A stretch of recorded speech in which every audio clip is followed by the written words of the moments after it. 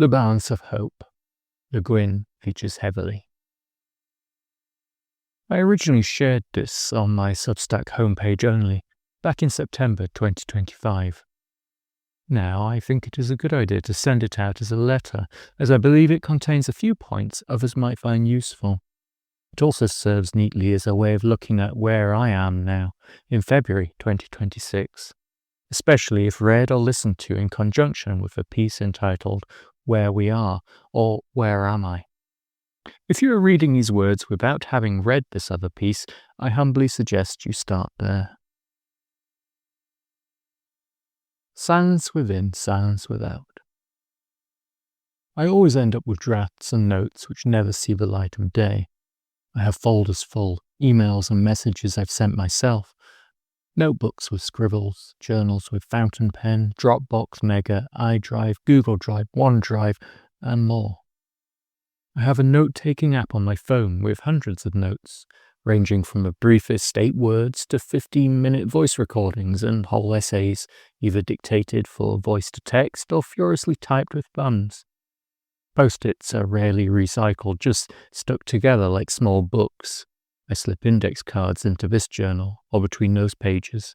Sure, I'll remember where that note actually went. Whole trees worth of A4 paper in this box or that. Scrivener is where my notes often end up loosely collated. The folder and project structure useful for taking them further into drafts, rewrites, and edits. Oh, so many edits. This year, my published to draft ratio on Substack is considerably skewed, especially once I include all the Scrivener entries which have been read by no one but me. I have far more drafts and essays or chapters of fiction with months-long silences and barely a note in between. Normally, I would include something like these paragraphs at the start of a letter, an apology for my silence, but this time I decided to write a whole essay about it, but not actually email said essay.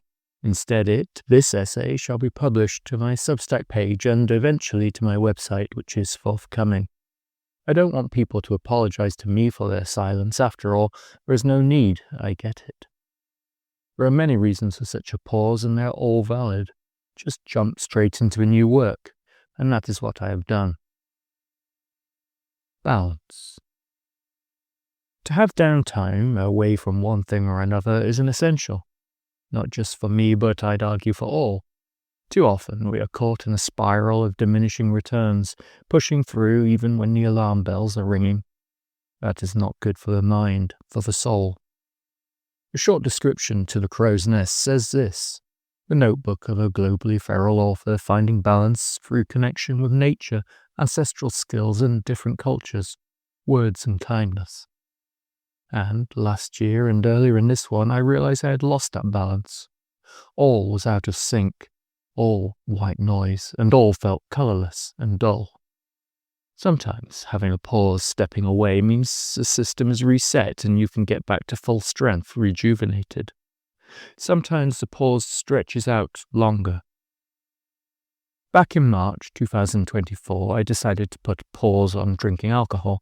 I have found myself to be using alcohol as a crutch instead of enjoying it, and thought it best to reset that system. I set myself a target of a month, which turned into 2, then 3. Now it's 545 days since I last had an alcoholic drink. I use a habit tracking app for these numbers, although there are only 2 streaks I keep up at present: no drinking alcohol and no news scrolling. The latter today is at 909 days. I still tell people and myself this is a pause. I'm not worried about the 2 milliliters of alcoholic tincture I take every day during the winter, especially turkey tail, Trametes versicolor fungi. But I also know I just don't want to drink now. I've realized that the benefits of not drinking outweigh any positives by a considerable margin. Yet I'm also not going to preach or evangelize on this subject. Why would I? There's always a personal choice. Another pause. Earlier this year, I knew I needed to take time off the internet, away from sharing my thoughts here and elsewhere. I needed to hit that pause and reset button. I was on the upwards curve, away from the deadening low, within which I had been swaddled for what seemed a long time, but I was not quite there, not quite back in the realm of normal serotonin. Still a wee way to go. Taking a step away from notes, from Substack, entirely closing down my meta accounts, and generally being more present, apart from an online existence, was not only sensible, but essential. Reader, it worked. I popped in now and then, sending a few words here and there, talking about my fiction, past, present, and future, and then pondering imaginary daydream adventures which will never happen. I then shared an essay on What the Summer Book by Tuva Janssen means to me over on Matthew Long's Beyond the Bookshelf. Eventually, this summer, as I enjoyed time outdoors in nature, building a wall, and generally reminding my body what it is to be used properly, I felt I was ready to come back. I posted a few more notes, read a little more, and began to find my feet once again. Substack has apparently changed in that time. So many notes tell me this, but from what I have seen, many of the people I call friends are still around, some also just returning after a lull. Good and kind and intriguing things are being shared, photographs of wonderful places and things, and conversations which actually matter. Hope dwindling. The tipping point as capitalism slowly dies a painful and undoubtedly violent death was always going to be a difficult time. More so as the world begins to suffer increasingly serious effects of our ongoing detachment from and destruction of nature.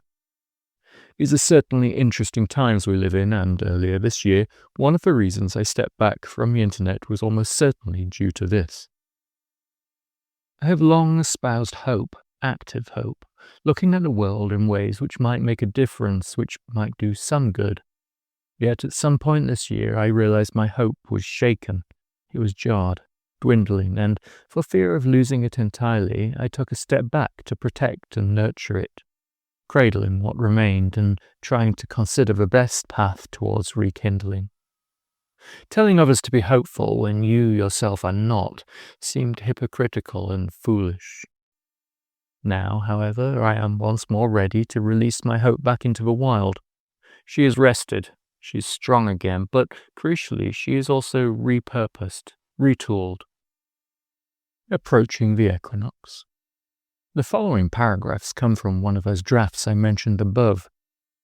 Crafted in early spring, it is interesting to see what I thought at that time, before I consciously stepped back from the internet. March, in this corner of the world, is the time when the green seems to concentrate her efforts once more, pushing through vibrancy which has been lacking over winter, shrugging off her sepia and grey-toned blanket and stretching for the brilliant blue sky overhead. I too am stretching. I've always felt bear-like in winter, the need to hibernate, to isolate and insulate strong. As the sun returns with the warmth carrying whispers of spring to come, I open myself up to those rays, ensure I get outside as much as possible and enjoy the sense of awakening once more. At least that is the perfect situation, that is the plan. In reality, last year I wintered far too long, spent all my spoons and borrowed more, simply to keep going, to keep doing the things so many take for granted. I hid away from the light and grew leggy and pale, a neglected seedling of sorts, left in a dark corner.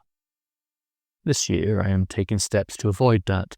I have big plans for our little garden, which is more of a yard with very little actual space for planting in the ground, but room for containers and raised beds, and I am thus far sticking to those plans. This means sun. This means the drum of a woodpecker in the woods. This means the drone of the bees investigating the insect hotel, pausing a moment on my hand or hovering just above the dusty surface of the tiles, wings pushing it away in tiny plumes, for all the world like a miniature helicopter. This means the call of the birds as they gather seed and cheese rind from our window ledge, as they welcome the dawn and sing the day to sleep. It means the faintest of breezes on my face, a sudden deep cold from above, an equally surprising warmth from below. It means the shock of stepping into deep shade from the sunlight, noticing the first lizards of the year also emerging, also sunning themselves. gathering speedwell, violet leaves and flowers, ivy, archangel, turkey tail. Digging deeply through impacted soil, carefully saving worm and broken pottery both, removing years of accumulated plastic rubbish, reminding the soil it can be airy and buoyant, hold seed and life once more. Planning what to grow, what to nurture, whether plant or soil itself, what to harvest. This is a long quote from that unpublished essay, but I think it helps to illustrate how I knew the right path. I just had not considered deliberately stepping back from being online. Who does these days? An online existence for many is existence, and that carries peril and benefit both. Now, as I write this piece, I'm at the opposite side of the year, approaching the equinox once more, but with winter ahead instead of summer. I'm already considering what I shall plant next year, collecting seeds from this year's plants, looking at others. We are still reaping the harvest. So many tomatoes this year, so many chilies, kilos and kilos of raspberries and more. And I am not only watching the signs of nature now, but actively looking forward to those that changing seasons will bring. The châtain, sweet chestnut harvest, fungi, beds of leaves and the sigh of trees. The first snowflakes, the first frost, deep drifts and bright winter blue skies above mountains clad in the season. I'm making plans for next year and the one after. I'm setting myself real and sensible deadlines. I'm thinking deeply about the order of things, whether the literal order of my work, what to finish first, what to share, when, or the order of the world at large. How one way of life is gasping a death rattle, while something different waits in the shadows, and no one truly knows the outcome. The tech gods are not coming to save you. They are too enthralled by their dragon gold, enraptured by zeros on a balance sheet, forgetting the touch of rich forest loam on their feet. Politicians likewise, when they are not already pushed and pulled by the former. In principally Western, always code for traditionally white nations, governments have perhaps looked ahead and realized that, quite bluntly, we are fucked. They're enacting policies they think might stretch out this period of time as long as possible, policies which are simply echoes of a way of being which is now outdated. I would also argue that in non-Western nations, the process is similar, just with a slightly different tune. Money, money. Capitalism, remember, is not commerce. The two are very different, something I have finally come to terms with. Only took me nearly half a century. It is not wrong for me to want to make money per se. Let's face it, I have put in millions of words and untold hours polishing and honing my craft. I do not want to consider my hourly rate for all that time because, honestly, it would be risible. I am not good at selling my work or marketing. At least this has been the case in the past. Now, however, I feel revitalized, ready to consider different methods to actually earn more money, all the while in an ethical and careful fashion. The irony that I have only just reached this point at a time when multiple potential perils to our very existence are not just waiting in the wings, but in some cases are already here, is darkly amusing. And this seems a good place to pop a tip button. Drips into floods. The world as we knew it has gone. The world which lies ahead, unfathomable. And we do not have much time. I should make it clear that I'm not suggesting we'll all be living in a choose-your-own apocalypse movie scenario in the next couple of years. Instead, I imagine things will go in fits and starts. Slow deterioration there, sudden destruction here. Some places will prove more resilient than others. Some will be wiped off the map. Drip, drip, drip, flood, drip, drip. There can still be hope, however, and the first place to find that is with nature, no matter how she continues to be ravaged. Nature is nature. Nature is, well, nature, and to the human mind she often contains positives and negatives. The song echoing through the dawn woods is considered heart-leapingly beautiful. The fat rat scurrying to hide beneath a planter almost universally frowned upon. The scent of the violets, so subtle and utterly violet, is something I never ever take for granted. The smell of a graveyard beside us when the temperature warms, ancient and more recent decay occasionally reaching my sensitive nose, something no one would really say they enjoy. Yet even these things, rat and rot, are deeply honest reminders of life itself. We are all somewhere on this cycle, somewhere surrounded by other species' circles, intersecting and overlaying our own, crossing our paths here, there, a frantic and furious spirograph of pattern and line and colour. Of late, it has become impossible to ignore the state of the world, the state of the human world and that of the natural both. Even with my no-news diet, I see headline, comment and post enough. Perhaps when I head to YouTube to check the correct form for a kettlebell exercise, or look at the latest update from Latour, or Love Welter, or when I open Substack notes, or read a letter from a friend. It is pervasive everywhere. As is the fact the bees were much earlier this year, the first bear garlic and first bats similarly so. Rain just doesn't arrive. The snow recedes higher and higher, faster and faster year after year, and there is less of it, precipitation nowhere near what it used to be. The glaciers remaining in the French Alps are disappearing so quickly, on average a third of their volume in 20 years, that many of the smaller ones will be gone entirely, very, very soon. Look here for more on this. This summer we saw vast pillars of smoke above Aude, here in France. Saw ash and pieces of charcoal washed ashore, tasted the smoke and found it difficult to breathe, watching the seemingly continuous stream of planes heading to drop water. The hills burnt for days. Rebalance the scales. Negativity, perhaps a soft acknowledgement of unpardonable truth of fact, is everywhere. As is utter denial, of course. We are contrary animals. Accusations fly this way, then that. Doomer, take your head out of the sand. Naive, how can you not see what's happening? Do you not care? It is impossible to escape that negativity in those voices, and personally I find I need to keep loading extra weight on the other side of the scale just to keep a semblance of mental balance.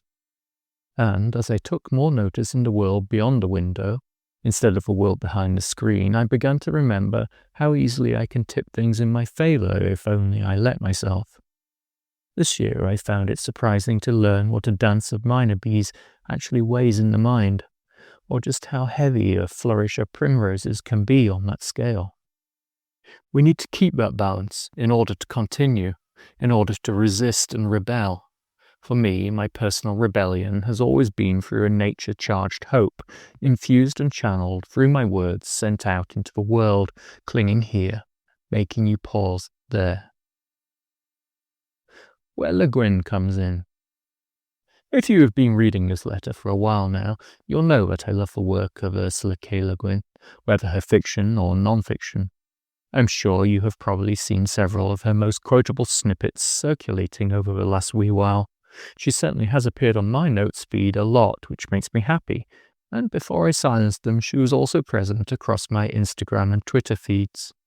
It is a good thing how the world seems to have taken to her words, even if, as I mentioned below, they often truncate quotes to fit a certain aesthetic or platform. Maybe you saw this one, or more likely a part of it. I think hard times are coming when we will be wanting the voices of writers who can see alternatives to how we live now, and can see through our fear-stricken society and its obsessive technologies to other ways of being, and even imagine some real grounds for hope. We will need writers who can remember freedom, poets, visionaries, the realists of a larger reality. Right now, I think we need writers who know the difference between production of a market commodity and the practice of an art. Or maybe this, from the same speech. Books, they're not just commodities. The profit motive often is in conflict with the aims of art. We live in capitalism. Its power seems inescapable. So did the divine right of kings.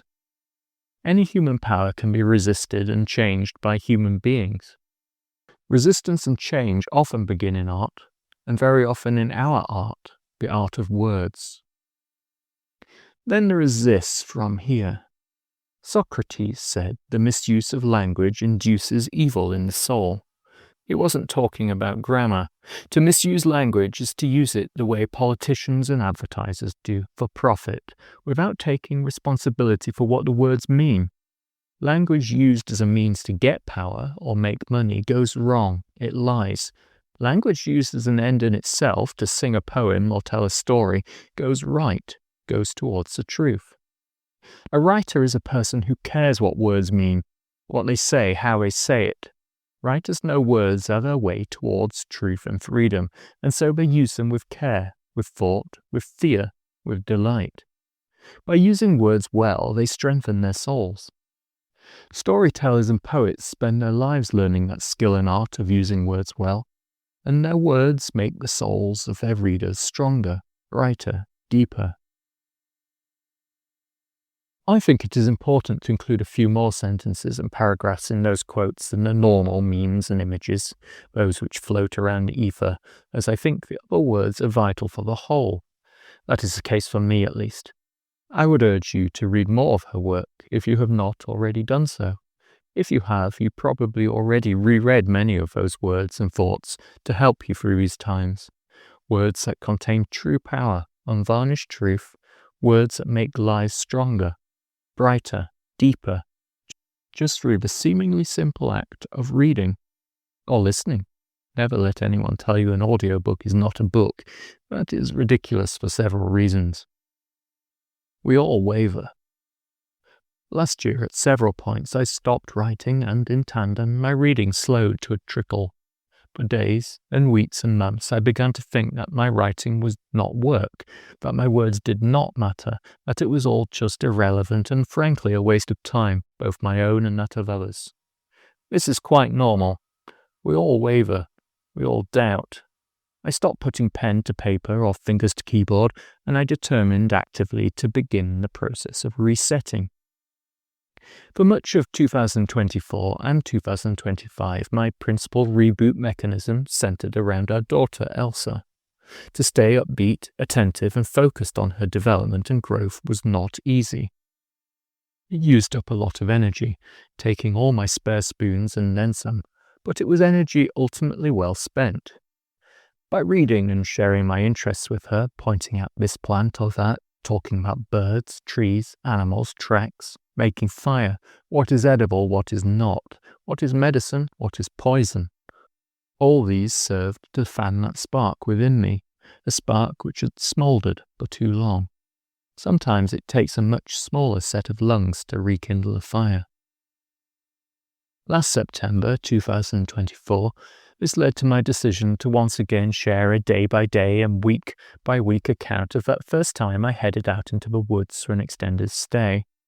This led to my working on a book proposal, rethinking and reforming the story, looking at what I wanted to share, what I want such a book to achieve. It is not simply a memoir of those months alone in nature, but something more, something deeply connected to our time. I'm still pondering this now, still not entirely sure what I want to say. I shall be sharing a fall in time, a third and likely final time here on Substack, starting mid-September 2025. This time with my voice reading every entry. I shall not be sending it out to anyone who has already received it, however, so as to not irritate readers. You have to sign up for the section if you want it again. I'll send out a letter letting readers know of this, of course. The chain of events I detail here, in turn, led to my reconnecting to my fiction, and looking closely at the plan for this. Things have since changed a little. Some I thought were necessary have been shelved, others leaping sprightly into view, but on the whole, I am once more positive about my stories, with a far clearer idea of direction. More than weapons. It is too simplistic to say that words can be weapons. They can, true, but they are much, much more than that. A weapon, no matter how technical, is a simple, base thing. Words, and by extension writing, is something special. Back in 1820, only 1 in 10 people in the world could read and write. Now that figure has reversed. 1 in 10 people in the world cannot read and write. This is still very much dependent on the lottery of birth, but overall the trend has certainly headed in the right direction. For writers, those of us who seek a living from words, this has rather obviously increased the market. Yet it has also led to the interesting observation that because the vast majority of, in this case, the English-speaking world, can read and write, writing is therefore something everyone can do. It's not seen as something special any longer. Here in France, being a writer is different to being a writer in the UK, as is being, for that matter. This is a topic I've touched on before, how the mindset here is different, how a writer is someone respected in a way which is mostly lacking in the UK. It is a much better atmosphere in which to work if only I let it. Much is made of a decline in reading for pleasure, in falling attention spans, in rise of scrolling through video. I love this word, how the idea of a video is altered over time. Language, after all, matters. Or social feeds over picking up a good book, but on the whole, the statistics do not show a fall in the sale of books. It can certainly be argued that the younger generations are not reading as many books as the older, but on the whole, the picture is not all doom and gloom. And do not forget how important to certain genres those social feeds can be, especially TikTok, something I dip my toe into but have yet to use it properly. Throw out a black and white meme, Ursula K. Le Guin's face on one side looking wise, sage and trustworthy, a snippet of her words on the other, and this is direct advertising. It is a tiny billboard shared and liked and reshared across the world. Those words matter, and they matter widely. I'm not suggesting everyone who sees such a quote will immediately rush out to buy and read something by Le Guin, or anyone else. I'm using her here as an example. But over time, if they keep seeing those memes, if they keep seeing that wise, take no shit from nobody face, reading those words, then they're going to sink in. Eventually, some of them will seek out more of those words. The traditional media, the news, the thought pieces, nearly always exist to make sales or gain clicks for advertising. This is not nuclear physics, it is simple economics. Get people interested in reading something and make money. Those headlines about the death of reading serve to inspire emotion, to make them think no one reads anymore, that book sales are dead in the water, and I, for one, am glad I don't really see many of those headlines. Before I left Facebook and Instagram, I had barely used either for months, but I do recall seeing those quotes featuring Le Guin's words begin to appear with regularity, echoing a reaction to the changes in the world order. The rise of what Carol Cadwallader calls the broligarchy, the rise of techno-feudalism or techno-authoritarianism. Here, I'm touching briefly on this subject.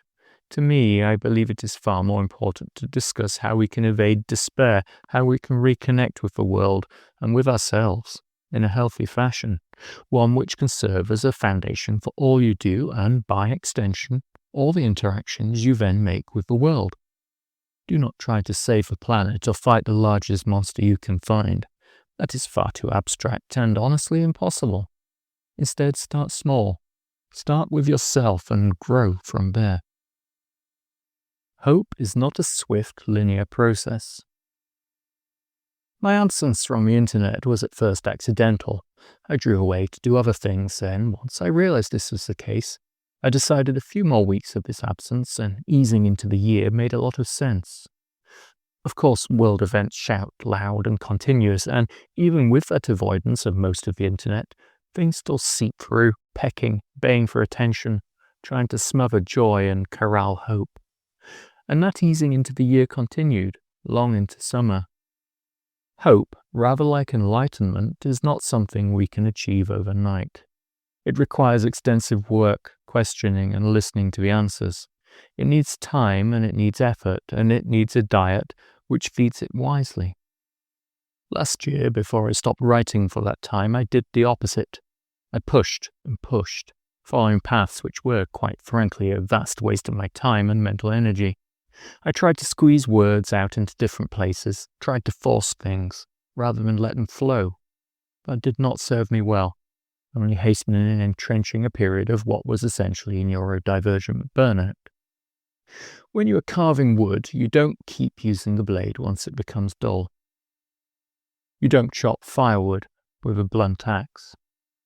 Our minds are the same. They cannot be pushed and forced without sharpening.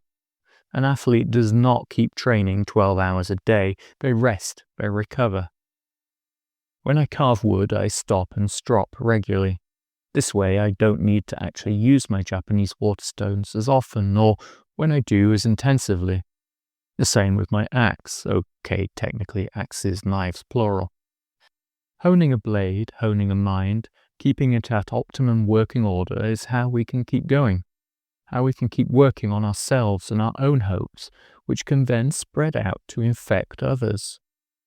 We do not intentionally drag a blade across a rusty nail or hack at a rock, so why are so many of us doing this with our minds? Step away from doom-scrolling the news. It will keep doing its thing whether you spend hours a day reading or watching or listening or not.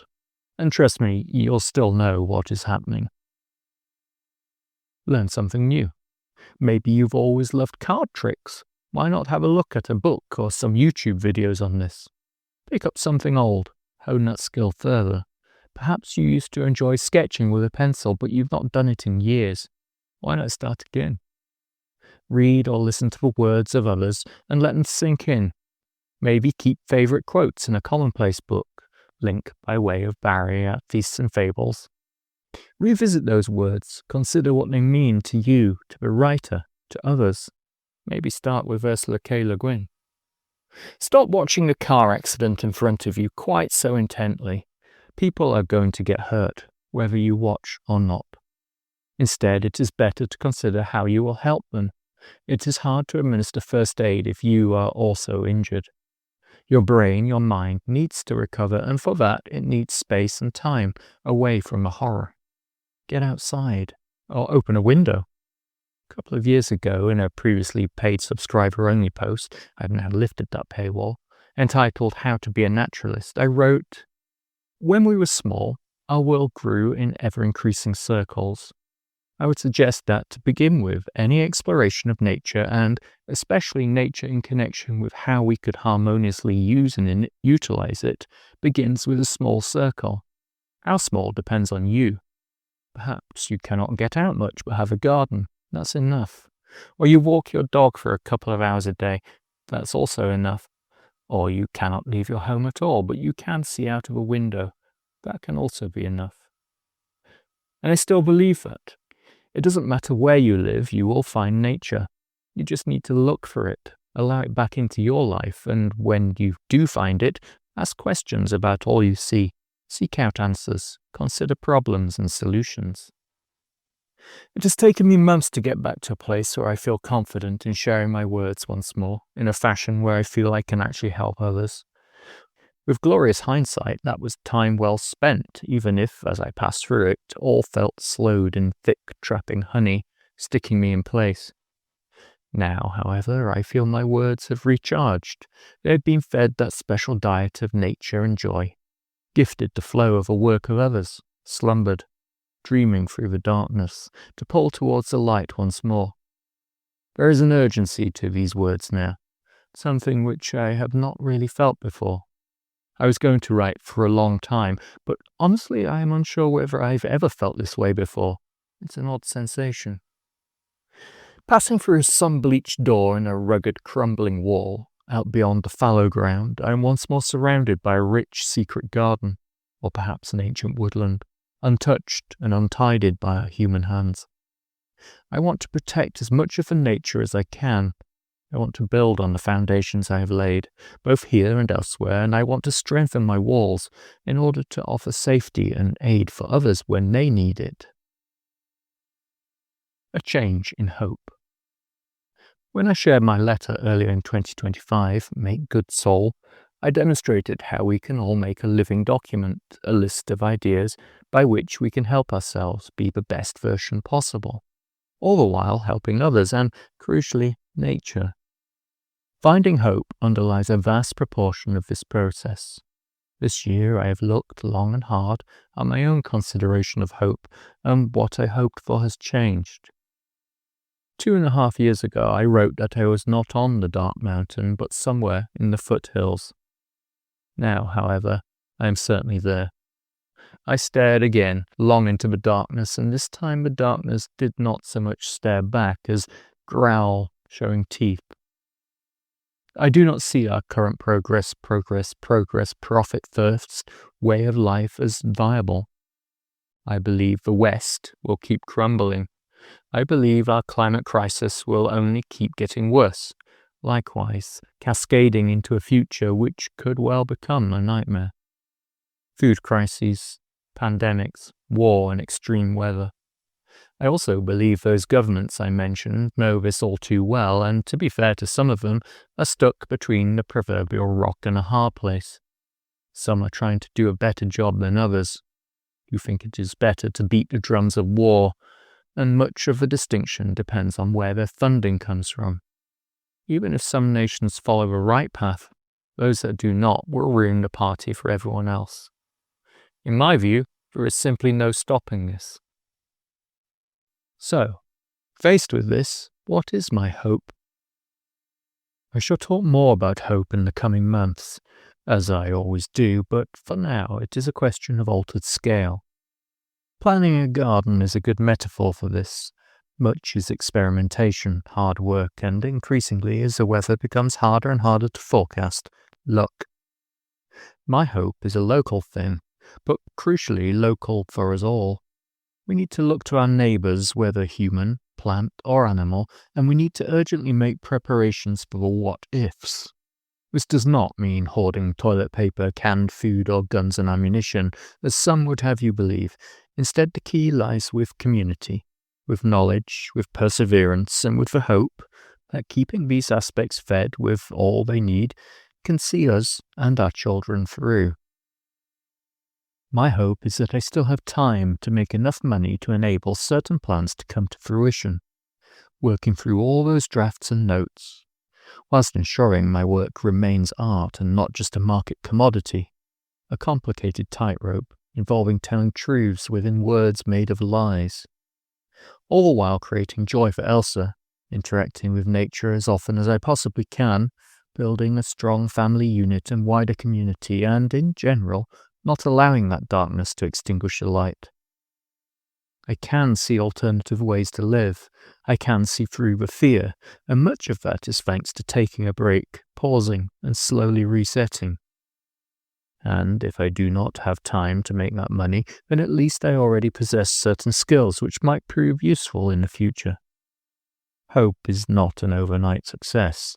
Hope is often not success at all. I wrap up this post with a brief final quote, attributed to Ursula K. Le Guin, one which, as is often the case with internetisms, has no attribution, and although I tried, I cannot find where she may have written it. Still, though, it is worth sharing because I agree with the words more than ever. Hope is a slow business. This post is something of an experiment. By not sending it out to my subscriber list, I suspect not many people will read, comment upon, or share it. However, I am more than willing to be proven wrong. How are you coping with the rapid and devastating changes we are witnessing across the natural and political spectrums? Any advice as to how to cope in the face of this? How do you spread your own hope, and how do you maintain it? As ever, many thanks for reading. I honestly love sharing words here and have missed that greatly. Soon there will be many more new words to join these, along with perhaps resharing others I crafted years ago. At the time of writing, September 2025, I am in the process of revitalizing my Substack homepage, a work which goes hand in hand with creating my forthcoming personal and professional website. There will probably, definitely, be some mistakes, so please bear with me. If you find value in these words and wish to support me financially, but do not want to take out a subscription, you can send a one-off tip via this button. And finally, thank you. If you read or listened to this monster of a post, I truly appreciate that. Footnote 2. Okay, I'd like to add a couple more personal favorites here, such as this. To think that realistic fiction is by definition superior to imaginative fiction is to think imitation is superior to invention. Ursula K. Le Guin, 2004, Wave in the Mind, Talks and Essays on the Writer, the Reader, and the Imagination, page 210, Shambhala Publications. Or this. If you deny any affinity with another person or kind of person, if you declare it to be wholly different from yourself, as men have done to women, and class has done to class, and nation has done to nation, you may hate it or deify it, but in either case you have denied its spiritual equality and its human reality. You've made it into a thing to which the only possible relationship is a power relationship, and thus you have fatally impoverished your own reality. Ursula K. Le Guin, Susan Wood, 1980, The Language of the Night, Essays on Fantasy and Science Fiction, page 99, Ultramarine Publishing. Those who build walls are their own prisoners. I'm going to fulfill my proper function in the social organism. I'm going to unbuild walls. Ursula K. Le Guin, 1974, The Dispossessed, page 272, HarperCollins eBooks. Hate gets going, it goes round, it gets older and tighter until it holds a person inside it like a fist holds a stick. Ursula K. Le Guin, Todd Barton, Margaret Chodos Irvin, George Hirsch, 1985. Always Coming Home. Harper Audio. Do you have a favourite Le Guin quote? If so, please pop it in the comments. Many thanks for listening.